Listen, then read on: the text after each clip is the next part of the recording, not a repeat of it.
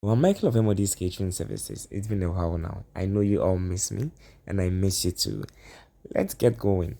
So we are going to decorate this lovely cake in blush and black. And as you all know, I love working with chocolate ganache. It might be white, it might be dark, and this one around I chose white chocolate. So after coating and refrigerating, I decided to just cut off my edge to get my perfect sharp edges. So I'm just cutting off with the help of my sharp kitchen knife. So after cutting off, we make sure we make our edges super sharp and clean. You have to make sure it's super sharp and super clean. We wouldn't want to have unclean edges because it's going to affect us when covering in fondant. So I just use the knife itself to do some smoothing around the edges and the top as well when I was done. And I reached out for my blush fondant. So I needed a fondant and I started rolling. We all know if you've been working for long, you don't even need a tape measure to measure your fondant. All I use is just a rolling pin to guide me with the height I need for my cake, and I'm good to go with the length. So I roll my fondant with corn flour. That's what I use in rolling. I said to dust my table or work surface with corn flour, and I started rolling out my fondant. So I get the length I'm looking for, or the length and breadth, or the length and height I need for my cake. So I roll out sausage and start rolling with my rolling pin. I love working with the wooden rolling pin because it's easier and faster. So after rolling, we just cut off the excess. That's the excess fondant. Both on the edges and the sides, we cut off all of the excess. Then we gently roll it around our candle rolling pin or our smaller rolling pin. Then we can set aside and start rolling for the top. What I normally do is I make sure all fondant needed for my cakes are rolled in advance, and once I start covering until I'm done, I don't stop. So after covering and making sure they have the same that's thickness, I wouldn't want one part being thicker than the other. So I keep cutting, keep trimming, keep rolling. That's what I do till I get the height I want. So I'm going to keep trimming. Then please, when you're working in an air conditioned space, you have to make sure you have to put your fondant in an airtight bag or a Ziploc bag to prevent it from drying out. So I'm going to knead and roll the top for my cake. Once I'm done, I just reach out for my cake, and with the help of my spray bottle, I spray a little bit of water and I start covering it. So here we have our cake. I'm just doing a little bit spraying. Then I cover the very top with a top panel. I love paneling my cakes. When you're done, I add a little bit of corn flour. Then I flip it onto our board. Then I cover my sides. Yes, I normally start my cake layering with strawberry, so that's what you see. A yummy, sumptuous strawberry cake is what you see. So I'm going to just panel the whole cake, and I cut off the excess with my fondant smoother. So you can do that by using the scissors to cut off, or you can just cut off the excess with your fondant smoother. So I reached out for my fondant smoother, both smoothers. Then you press gently. Once you keep pressing, it will just cut off for you. You don't need to stress yourself. You've gone through fondant carving in other previous videos, so you can just reach out, watch other videos, and learn more.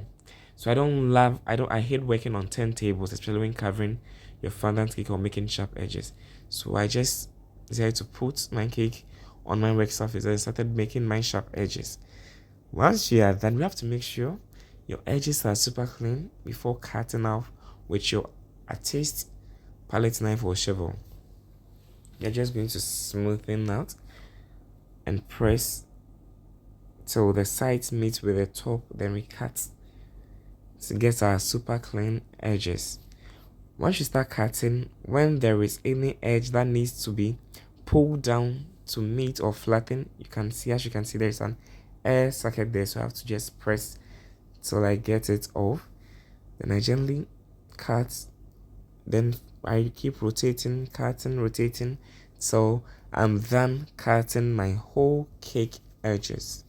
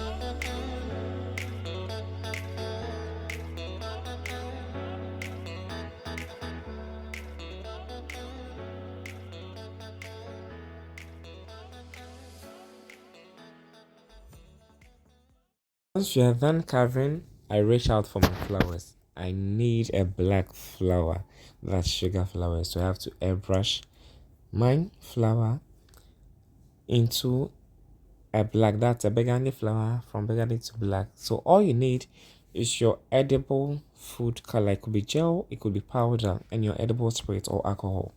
You dilute or you mix your gel color with your edible spirit or alcohol. Then you can just pour it into your airbrush. Then you start airbrushing your whole sugar flowers. So we start to turn our burgundy peonies into black peonies and white rose into black rose. So you're going to airbrush all three flowers till we gotten them black. Then we can pair that with our blush cake.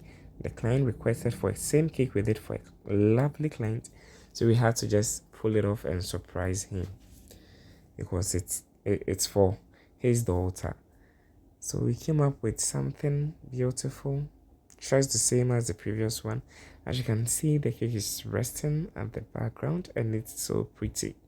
You make sure your black isn't going anywhere closer to your cake because it's going to soil your cake, and you'll have to clean that up with either edible spirit and your tissue or vinegar and tissue, which would want to prevent that by not getting any closer to our cake with our black